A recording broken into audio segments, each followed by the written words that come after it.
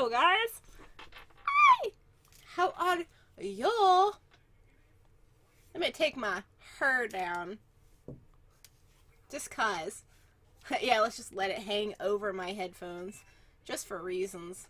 Reasons, cause I have no reasons. Ah, yeah. I'm gonna read you guys another story from my handy dandy book over here. Let me grab that. Did you miss me? Did you miss me? I was just that fast, you know? I know you saw me like just a second ago say I was gonna get the book and move, and then it was just like, boom, and I'm right here again. It's because I'm just that fast. I totally am a vampire, guys. I'm trying to tell you guys this for a long time now, but nobody will believe me. I mean, just because I show up on camera, I have a very special camera. It has a very special lens on it. You know? I mean, if you squint really hard and look right there, you'll see like a little, like an outline of like a ghost. It's because a ghost is holding the camera. I'm just kidding. If anybody like leaves like links down below, there are ghosts, or like not even links, like just comments, there are ghosts below you. Oh my gosh, Jasmine, run away! And I like look at the video and I see like a freaking like scary ghost. I'm like, no, it's real. I would just be like terrified. Anyways, we're going back to my tome, as my subscriber called it. It was super cool. His name is Alamo Soldier 7. He needs to like. You guys need to check out his channel. He's super cool. He has, like, Dragon Ball Z videos that he dedicated to my channel, which is super cool and nice, and, like, I can't thank him enough, because I'm such a, like, nerd. You see, like, my Dragon Balls right there, which is super cool. Like, so I can't thank him enough. But he also does, like, Diablo videos and, like, lore videos and, like, Star Wars and I want to say Game of Thrones, but there's some stuff there that you guys should check out. He's pretty cool. Right on. Let me move this out of the way. Alright, yes, it's called A Treasury of Fairy Tales. It has stories from the Brothers Grimm and, what was his name? Hans Christensen. It was illustrated by Annie Claude Martin, and it is amazing. And hopefully my video doesn't jump around too much, because it probably will. And my words probably won't match up to my mouth. Just gonna say that. I should have mentioned that in the last video, but my words most likely won't match up to my mouth because this recording equipment is it's a dum-dum. Okay. We're going to read the next book, the next story in here. We gotta get past the Little Red Riding Hood because I already read that one. Alright. Snow White and Red Rose. Once upon a time, a poor widow lived in a hut in a lonely place. In a lonely place. Let's pronunciate our words, yes? Pronunciate. In front of the hut was a garden in which grew 2 rose bushes, one with white roses and the other with red. The widow had 2 daughters, just like the 2 rose bushes, and they were called Snow White and Rose Red. The girls were very kind and obedient, and everyone who met them thought they must be the nicest girl in the world. The nicest girls in the world. Rose Red loved to run through the fields and the meadows, picking flowers and chasing butterflies, but Snow White preferred to stay with her mother at home, helping her with the housework and reading to her when the work was finished. Sounds like me. That's something I would do.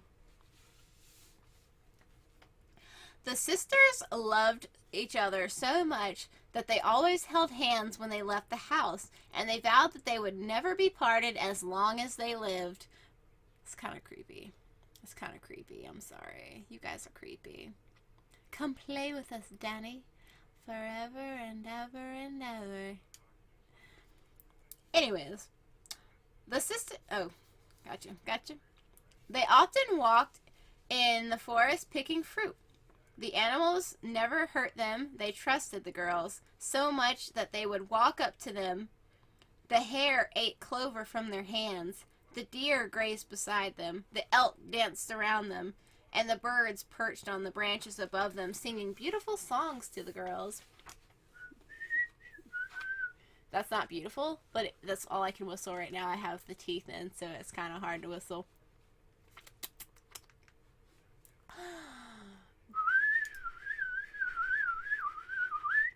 That's terrible too. Never mind. Yeah, no. And it's not going to get any better than that either. If they stayed late in the forest and it became too dark to find their way home, they would sleep side by side in the moss until the next morning. Their mother knew they were safe there and never worried about them. What kind of family is this? I'm sorry. Like, my mom, she used to worry about me when I'd go outside during the day. And, like, I mean, not like it's a dangerous place, but it's like, if I don't come home after a while, like, I ain't gonna worry about you sleeping in the woods. It's okay. I mean, it sounds very freeing, like an amazing experience. Anyways, one time when they had spent the night in the forest, they awoke at dawn and saw a beautiful child in a bright white dress standing in front of them. She looked at them kindly, but said nothing, and then disappeared into the forest. When the girls looked around, they discovered that they had been sleeping at the very edge of a cliff. They would certainly have fallen in if they would have walked just 2 more steps in the darkness. Their mother was sure that the child must have been the guardian angel of good children.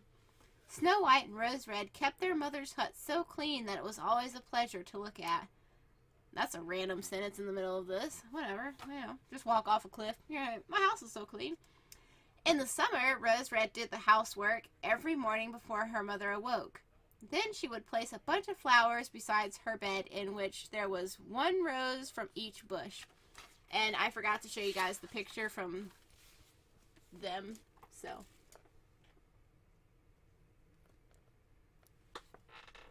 That was that picture. And there's one more here. Okay.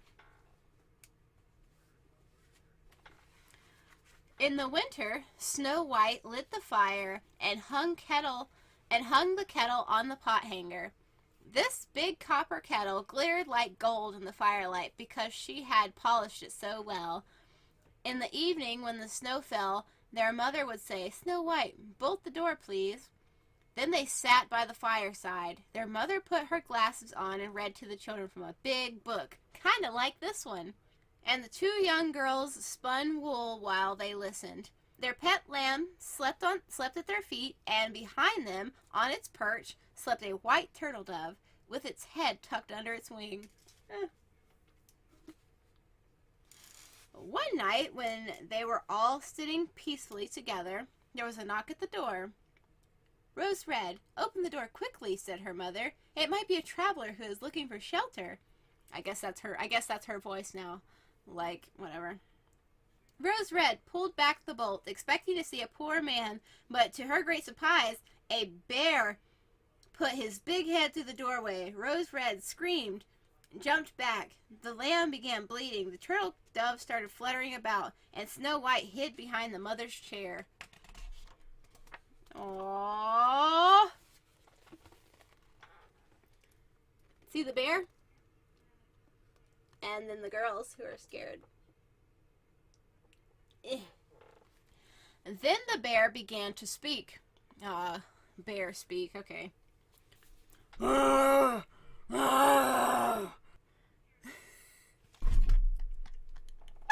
sorry. It's bear speak, you get it? I'm such a goof. I'm sorry. Okay. "Don't be afraid. I won't do you any harm. I am half frozen, and I only want to warm myself a little." "Poor bear," said the mother. "Lie down near the fire, but be careful not to burn your fur." Then she said, "Snow White, Rose Red, come here, my children. The bear will not hurt you." I guess her voice is just going to change every time I use it because I just got focused on the bear and then I forgot about the mom's voice. Oh wells. So they both came closer. Little by little, the lamb and the turtle dove also approached and were not afraid of him any longer. Then the bear said, "My children, would you mind brushing the snow off my fur?" So they went to get the broom and cleaned the bear's fur. Then he stretched out by the fire, rumbling gently with comfort.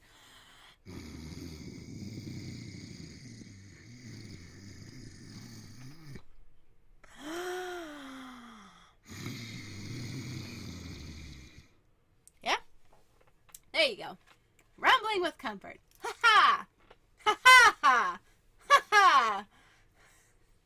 Ah, comfort and pleasure. So it's a good thing I did it that long. I'm sorry. Let's reread that sentence here. Then he stretched out by the fire, rumbling gently with comfort and pleasure.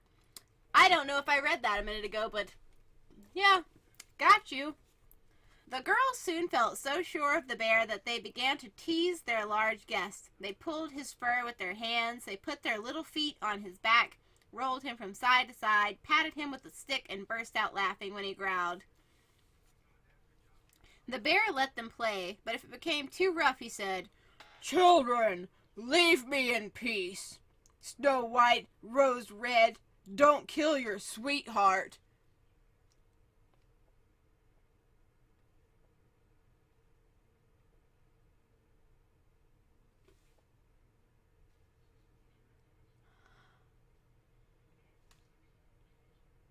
This bear, I think this bear needs to have somebody talk to him. What was it, Chris Hansen? Was that the guy? Was that the guy that used to, like, to catch a predator? And this guy's actually a predator. He's a bear. Like, these girls are little kids, and don't kill your sweetheart. You're a bear. Okay, whatevs. And probably an adult bear. You're gonna be like, whatever. When it was bedtime and the girls were asleep, their mother said to the bear, "You stay the night there near the fire, and God will watch over you." The next morning, the two girls let the bear go when he asked, and he went back into the forest, shuffling through the snow. From then on, he came back every evening at the same time to lie near the fire, and he let the girls play with him. They were so used to him by now that they did not bolt the door anymore until after their friend came in. When spring arrived and everything outside was green again, the bear said to Snow White one morning, "Now I have to leave you. You will not see me in the summer." "Where are you going, dear bear?" asked Snow White. For some reason she sounds like, some strange voice that I've not ever done before. "I have to go into the forest to protect all my treasures from the bad gnomes," he replied. "In the winter, when the land is completely frozen, the treasure is safe, for they have to stay under the ground. Now the sun has warmed the ground, they can make holes and get out. Everything they lay their hands on is taken back to their caves and never seen again." Snow White opened the door for him, but she was very sad because he had to leave. However, as the bear left, a little piece of his fur stuck in the latch. It seemed to Snow White that she saw gold glittering through the fur, but she was not absolutely sure. The bear left quickly and soon had disappeared behind the trees. Ka-kum, ka-kum, ka-kum. And he hides behind the trees like... Sometime later, the mother sent her children into the woods to gather twigs. On their way, they found a huge tree lying on the ground, and all around the trunk they saw something jumping about between the leaves, but they could not make out what it was. When they came closer, they saw it was a gnome. He had an old wrinkled face and a long white beard. The end of his beard was caught in a crack of the tree, and the little man was leaping from one side to the other like a chained dog, not knowing how to get out of this tangle. He stared at the two young girls with his flaming eyes and cried, "What are you doing standing there for?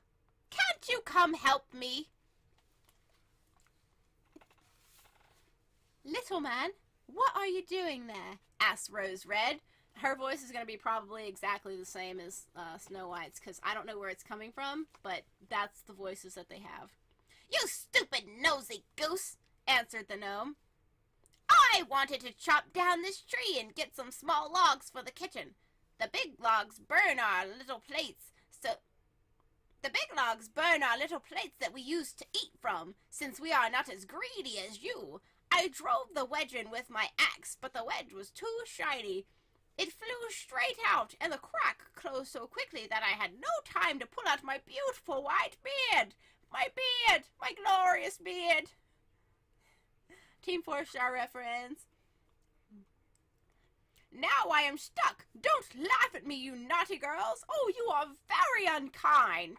This voice is annoying me. Like, this voice is so annoying. It's so loud and peachy. But for some reason, in my head, whenever I used to read this, that's the way I always heard his voice. So this is the way I'm doing it now. The children tried with all their might to pull the beard out of the tree, but it was impossible. It was completely stuck. I will go and find someone else to help us, said Red Rose. You stupid lamb, grumbled the gnome. What good would that do? There are already 2 of you here, and that is far too many. Can't you think of anything better? Be patient, exclaimed Rose Red. We will find a solution. How did she become English? And like a really bad English impression, might I add. I'm very sorry to all the people who may or may not be English who watch my channel. Like, what? I'm sorry, my bad. She took a pair of scissors from her pocket and cut the beard where it was caught. As soon as the gnome was free, he snatched up a bag filled with gold that was hidden between the roots of the tree. He hugged it tightly and moaned, "Oh, what horrible scissors that dare cut the end off my fine beard! I hope the devil will get you, you wicked girls!" He swung the bag on his back and was off without even thanking the children.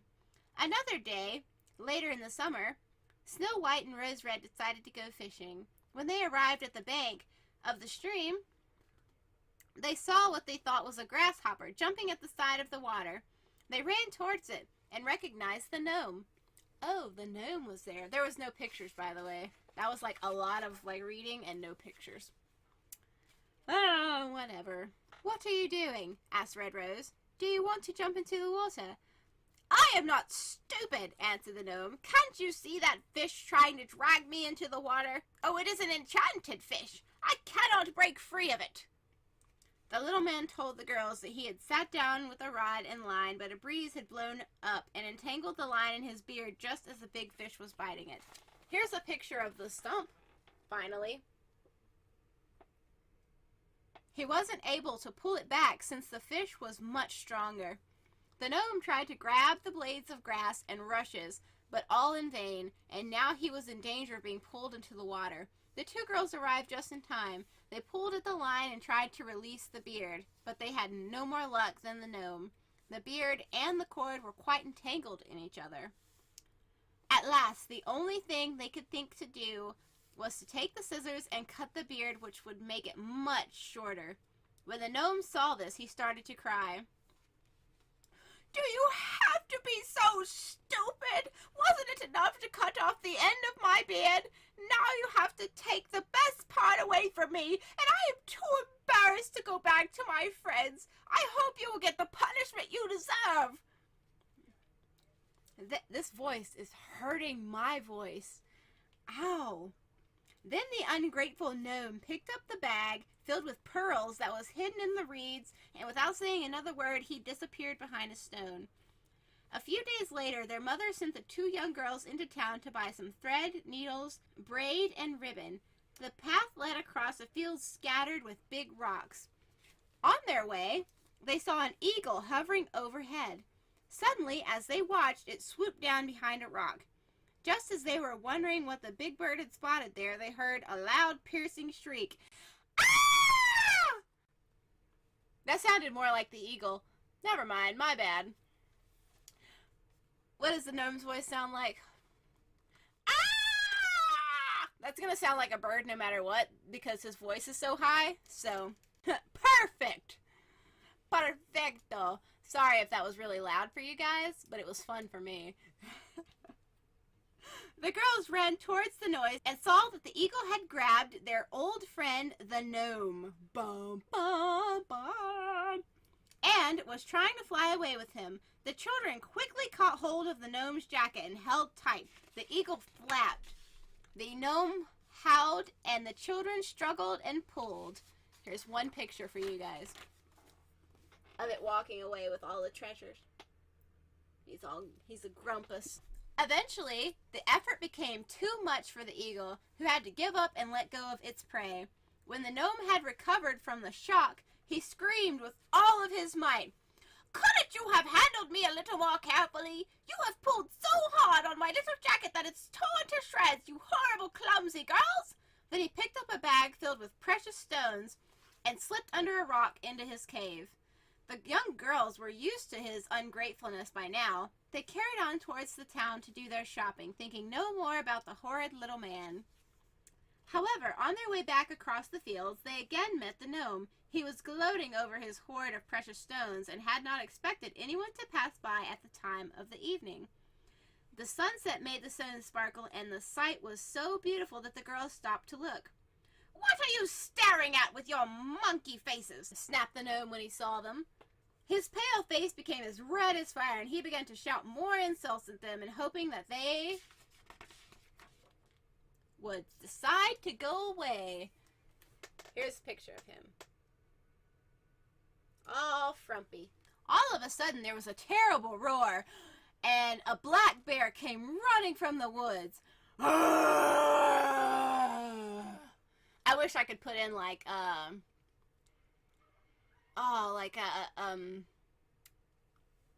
T-Rex sound, like put in a T-Rex roar, or even better, put in a Godzilla roar right now and like use that as the roar. That'd be amazing. Terrified, the gnome tried to hide, but the bear was too fast for him and quickly caught him with his huge paws. Then he started squealing and howling.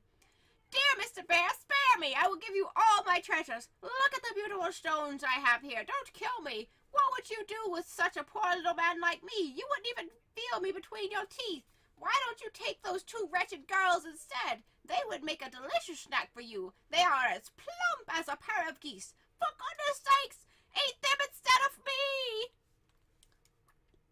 The bear did not take any notice of what the gnome said and gave him one kick, which killed him instantly.